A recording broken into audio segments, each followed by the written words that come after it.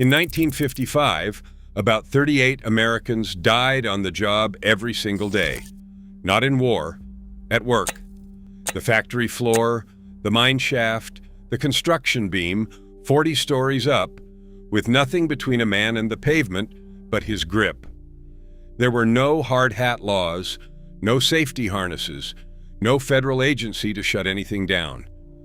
Number 14 on this list killed so many men that entire towns lost a generation of fathers. And number 3 involved children. Your grandparents did not just work hard, they survived work. OSHA did not exist until 1970. Before that, your employer owed you a paycheck and nothing else. These 25 jobs built modern America, and most of them would get a company shut down and a foreman arrested today. Before we start, hit subscribe because this list gets darker than you expect. Let us count them down. Number 25, asbestos insulation installer. In the 1950s, asbestos was everywhere. Pipe insulation, ceiling tiles, brake pads, ship hulls. The men who installed it worked barehanded, cutting sheets of the stuff with handsaws in enclosed spaces. White dust filled the air so thick you could not see the man next to you. They called it the magic mineral because it was fireproof and cheap. A roll of asbestos insulation cost about $4. Companies bought it by the truckload. Workers ate lunch on pallets of asbestos sheeting, brushing the fibers off their sandwiches like sawdust. Nobody wore masks. Nobody wore gloves. The companies knew. Internal memos from Johns Manville dating back to the 1930s showed executives were aware of the health risks, but they buried the research because the product was too profitable. By the time the government began restricting asbestos use in the 1970s, hundreds of thousands of workers had already been exposed. Mesothelioma takes 20 to 50 years to show symptoms. Those men who came home covered in white dust. In 1955 started dying in the 1980s. Their wives, who washed their coveralls, got sick too. Every load of laundry was another exposure. Number 24, high steel iron worker. The men who built the skyline of every American city in the 1950s walked narrow steel beams hundreds of feet in the air with no safety harness, no net, and no guardrail. They called themselves cowboys of the sky. The typical crew earned about $2.50 an hour, roughly double what a factory hand made, because the danger premium was built into the wage. Riveting gangs worked in teams of 4. One man heated the rivet in a portable forge until it glowed orange. Another caught it in a bucket. A third held it in place with tongs. The fourth hammered it home with a pneumatic gun. All of this on a beam 12 inches wide with a 30-story drop on either side. Falls were so common that construction companies kept what they called the missing man list. There was no requirement for fall protection on steel structures until OSHA mandated it in 1971. Before that, you either kept your balance or you did not come home. Number 23, coal miner. By 1950, roughly 400,000 men still went underground every day in American coal mines. The tunnels were narrow, dark, and filled with explosive methane gas and coal dust. A single spark from a pick striking rock could ignite a fireball that traveled through shafts at 600 miles per hour. In the decade from 1950 to 1959, over 5,000 miners died in American coal mines. That is roughly one man killed for every working day of the decade. Cave-ins crushed men under tons of rock. Explosions burned them beyond recognition, and the ones who survived the physical dangers faced something slower. Black lung disease, caused by years of breathing coal dust, killed tens of thousands more. Miners earned about $14 a day in 1955. Companies provided no respirators. Ventilation was whatever fresh air could drift through the shaft. The Federal Coal Mine Health and Safety Act did not pass until 1969. For 20 years, the mines operated with almost no enforceable federal safety standards. Whole communities in West Virginia, Kentucky, and Pennsylvania were built around mines that took their fathers and husbands one shift at a time. Number 22, uranium miner. While coal miners at least had unions fighting for their safety, uranium miners on the Colorado Plateau had almost nothing. The Atomic Energy Commission needed uranium for the Cold War weapons program, and Navajo and white miners alike dug it out of the earth in unventilated tunnels filled with radioactive radon gas. A study published in 1971 tracked over 4,000 uranium miners. The lung cancer rate among them was 5 times higher than the general population. The men drank the water that pooled in the mine shafts. They carried radioactive dust home on their clothes. The government knew the risks as early as 1949, but it classified the health data as a national security matter. Miners earned $12 a day. The Radiation Exposure Compensation Act did not pass until 1990. By then, most of the original miners were already dead. Number 21, telephone linemen. Climbing wooden poles 40 feet in the air, with leather belts and metal spikes strapped to their boots, linemen in the 1950s handled live wires carrying enough voltage to stop a heart.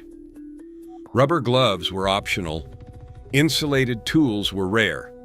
When it rained, the poles became slippery, and the wires arced.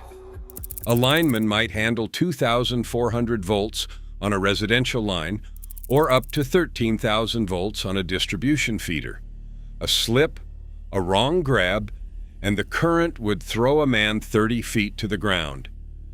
Companies kept death statistics quiet, but union records show that line work was among the deadliest jobs in the utility industry throughout the decade. The work paid about $1.85 an hour in 1952. Men climbed in thunderstorms to restore service because the company said so, and there was no regulation that said they could refuse. Flying a single-engine biplane 10 feet above a cotton field at 100 miles per hour while spraying DDT was just Tuesday for a crop duster in 1955. Pilots flew without pressurized cockpits, and the chemical mist drifted right through the open canopy. DDT, banned in 1972, accumulated in human tissue and was linked to cancer, liver damage, and reproductive problems. But in the 1950s, it was sprayed on everything. The flying itself was suicidal by modern standards. Power lines, trees, windmills, and sudden terrain changes killed more crop dusters per capita than almost any other aviation job. Insurance companies charged them triple premiums. Some refused to cover them at all. A pilot could earn $200 a week during peak season. Number 19, steel mill worker. Inside a steel mill in Pittsburgh or Gary, Indiana, temperatures near the blast furnaces exceeded 130 degrees Fahrenheit.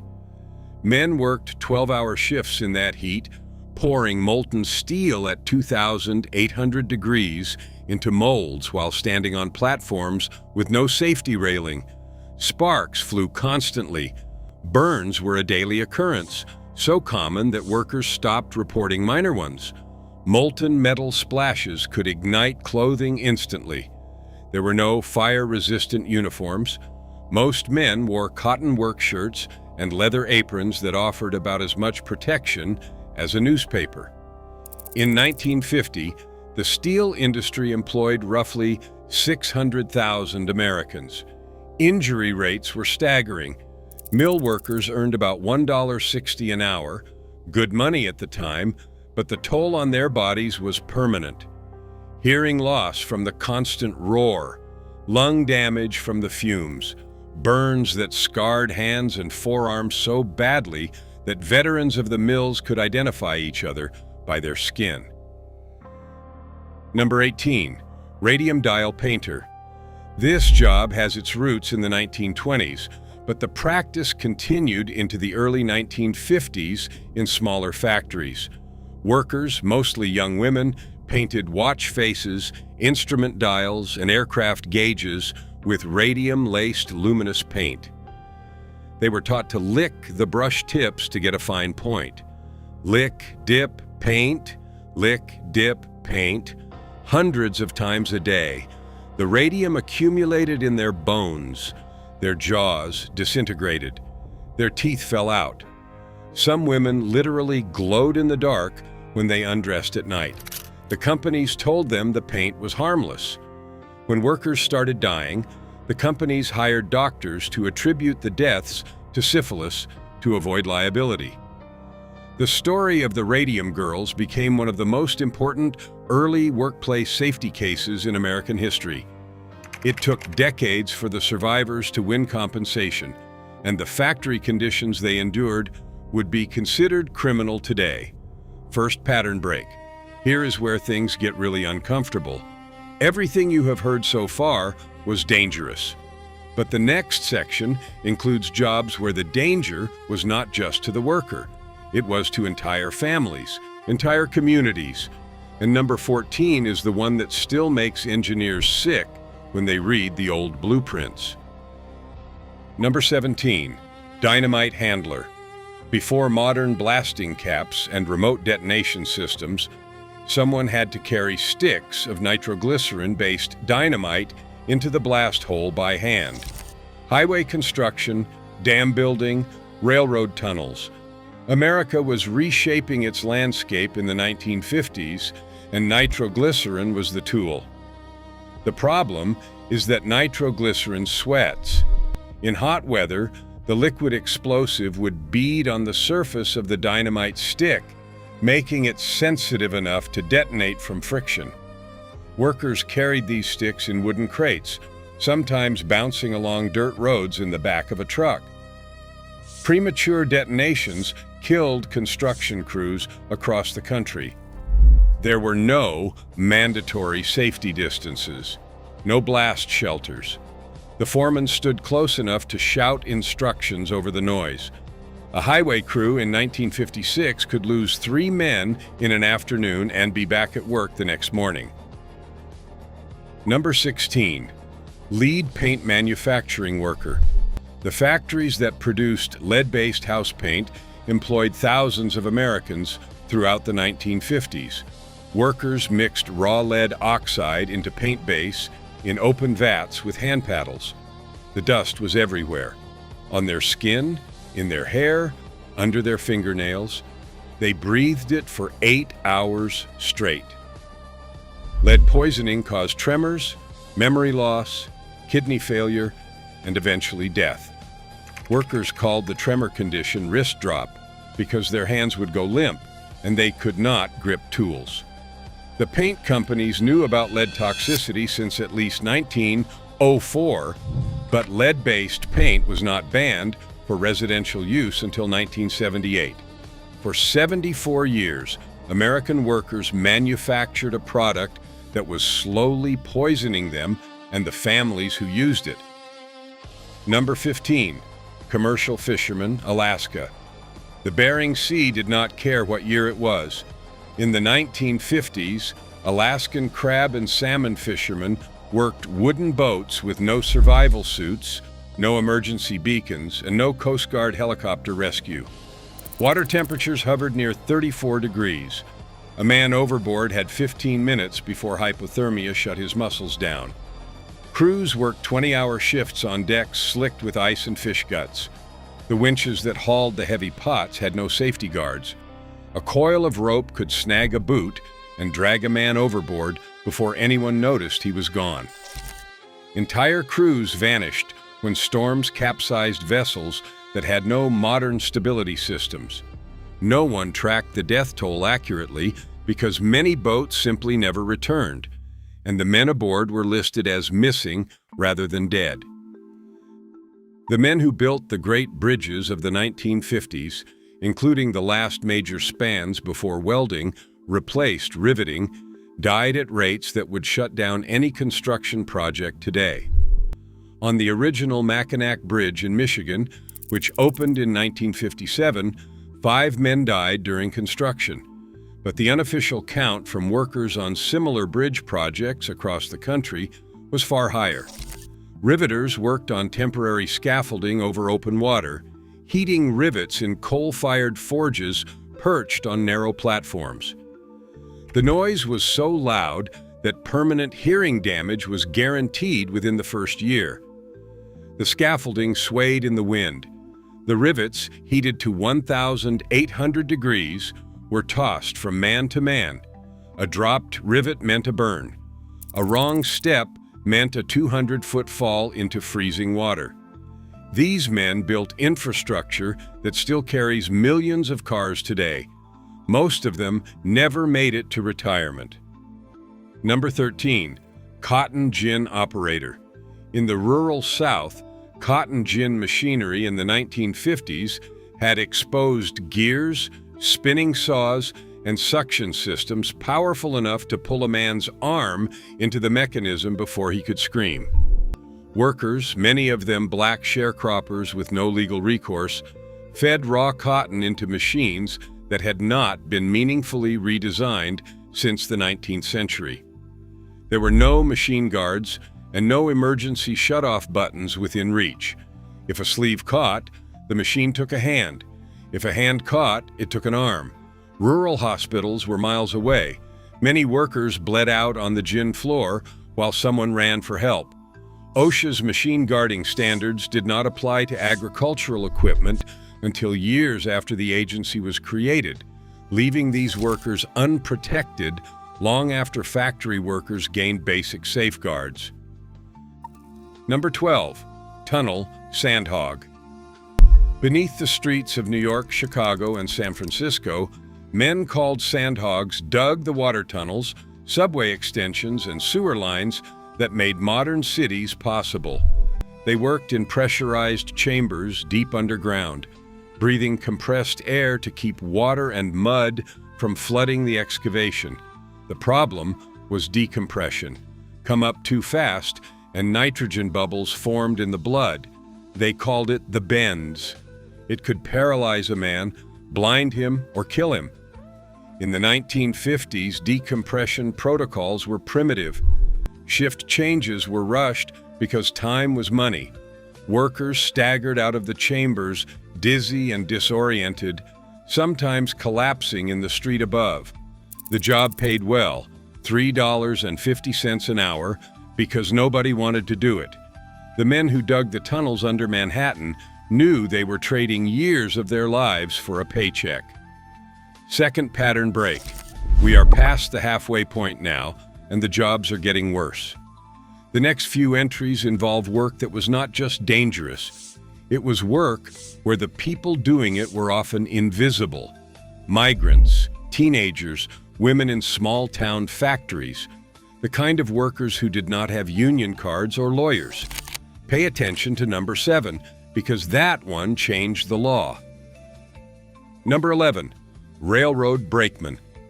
Before automatic air brakes became universal on American freight trains, brakemen climbed on top of moving rail cars in all weather and turned hand-cranked brake wheels to slow the train. On a 100-car freight train, a brakeman might have to run across the tops of swaying, icy boxcars at 30 miles per hour to reach the next wheel. Falls between cars were so common, the railroad industry had a specific term for the injury. Coupling accidents, where men lost hands and arms between the link and pin couplers, killed or maimed thousands. By 1950, automatic couplers and air brakes had reduced the carnage, but many short-line railroads still ran older equipment. Brakemen on those lines worked with 19th century technology well into the Eisenhower era. The job paid about $1.40 an hour. The men who did it called it playing dice with the train. Number 10, chemical plant worker. The post-war chemical boom created entire cities around refineries and processing plants in Texas, Louisiana, and New Jersey. Workers handled benzene, chlorine, ammonia, and dozens of other toxic compounds with minimal protective equipment.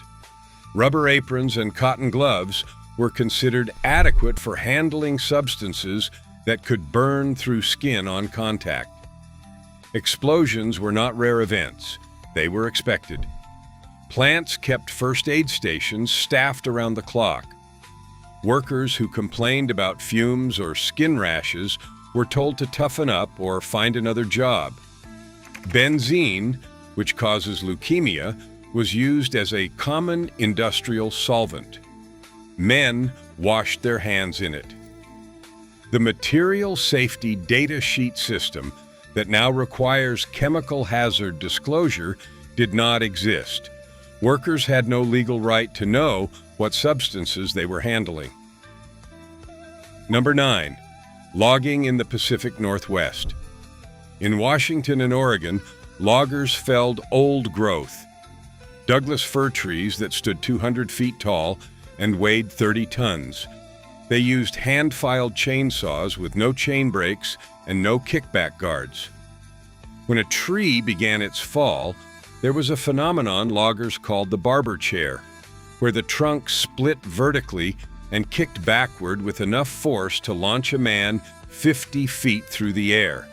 Widowmaker was their term for dead branches suspended in the canopy that fell without warning. The terrain was steep, muddy, and littered with debris. A slip on a hillside sent men tumbling into ravines. Logging trucks with no power steering navigated single-lane mountain roads with 40-ton loads. In 1950, logging had the highest fatality rate of any occupation in America. The men who did it earned $12 a day. Their wives learned not to relax until they heard the truck pull into the driveway. Number 8. Migrant farm worker. In the fields of California, Texas, and Florida, migrant workers, many of them Mexican nationals, brought in under the Bracero program, picked crops in temperatures exceeding 100 degrees with no shade breaks, no clean water stations, and no toilets. Pesticides were sprayed on fields while workers were still in them. Organophosphate compounds, designed to attack the nervous systems of insects, did the same thing to humans. Workers developed nausea, blurred vision, and tremors. Some collapsed in the rows and were dragged to the edge of the field to recover, or not. Housing consisted of tin-roofed shacks with no ventilation. Wages were measured in cents per bushel. There was no minimum wage protection for agricultural workers until 1966, and even then enforcement was nearly non-existent. Children as young as 8 years old worked alongside their parents because the family needed every hand to meet the quota.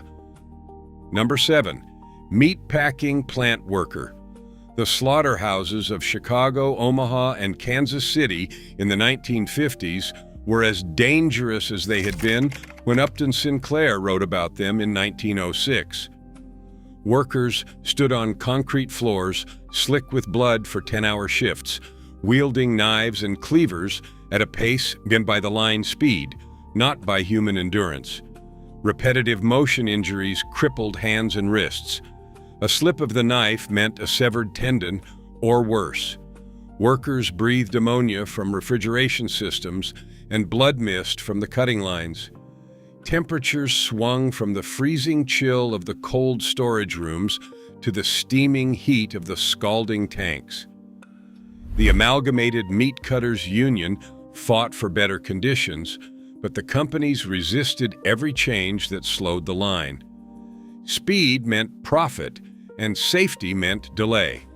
The men and women who processed the meat that fed the nation did it with scarred hands and aching joints.